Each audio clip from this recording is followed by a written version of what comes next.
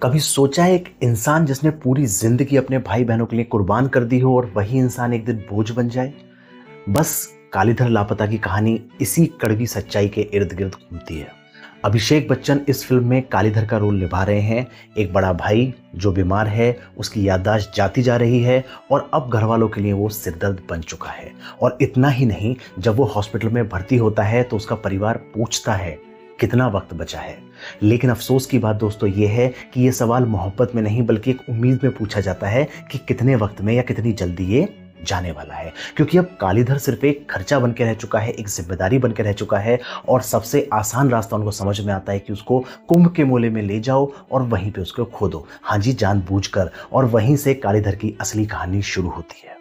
इस अंधेरे माहौल में रोशनी बनकर आता है एक 8 साल का बच्चा बल्लू, जिसके माँ बाप नहीं हैं लेकिन हिम्मत और होश दोनों पूरे हैं। बल्लू और कालीधर की जो बॉन्डिंग बन के आती है वही इस फिल्म की असली जान है। बल्लू कोई ओवर स्मार्ट बच्चा नहीं है जो बड़ों की तरह बोले, वो बस चालाक है क्योंकि जिंदगी ने उसे जिंदा रहने के लिए चालाक बनना सिखा दिया है। और इस रोल को निभाया है देवेक बघेला ने, और क्या खूब निभाया है। अब देखिए, फिल्म की कहानी थोड़ी सिंपल है। कालीधर की बीमारी यानी कि मेमोरी लॉस, वो स्क्रिप्ट की ज़रूरत के हिसाब से कभी आता है कभी चला जाता है। तो जो इसका इमोशनल इम्पैक्ट पड़ना चाहिए वो उस लेवल पे ना पड़ के थोड़ा कम पड़ता है। कुछ सीन आपको थोड़े फिल्मी लग सकते हैं, जैसे कि जिंदगी इतनी आसान होती नहीं है जितनी यहाँ कालीधर लापता में दिखाई गई है। लेकिन फिल्म कभी भी आपको डिप्रेस नहीं करती, क्योंकि इसका जो मकसद है वो दुख बेचना नहीं है, उम्मीद देना है। अभिषेक बच्चन इस रोल में बिना किसी हीरोइज्म के एक टूटे हुए इंसान की मासूमियत और थकान दोनों को दिखाते हैं। और उनके सामने बल्लू का कैरेक्टर शो में जान फूंक देता है।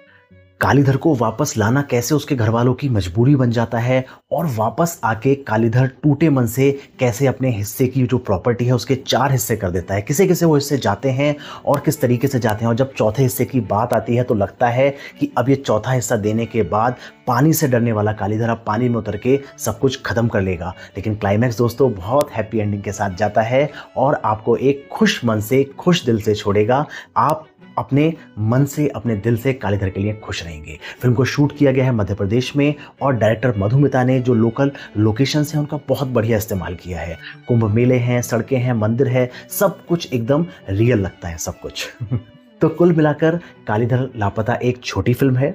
छोटी बड़ी कमियों के बावजूद इसको अगर हम कहें तो ये फिल्म बिल्कुल दिल से बनाई गई है और दिल तक पहुंचती भी है। कोई बहुत बड़ी बड़ी बातें नहीं हैं, लेकिन इन छोटी छोटी बातों में बड़ी बड़ी सीख छुपी हुई है। जैसे शक्तिमान कहता था ना, छोटी छोटी मगर मोटी बातें। तो अगर आपको ऐसी फिल्में पसंद हैं जो धीरे धीरे असर छोड़ती हैं तो कालीधर लापता को एक बार ज़रूर देखिए। ये ZEE5 पे स्ट्रीम हो रही है। और हाँ, कालीधर और बल्लू की जोड़ी आपको कैसी लगी कमेंट करके ज़रूर बताइएगा। ये मूवी दोस्तों ऐसी है, एक बार आप इसको देखेंगे तो आप याद करेंगे कि मैंने भी आपको क्या मूवी रिकमेंड की थी। और अगर दोस्तों वीडियो पसंद आया है तो लाइक करना मत भूलिएगा, सब्सक्राइब करना मत भूलिएगा।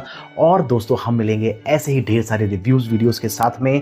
तब तक के लिए जय श्री राम दोस्तों।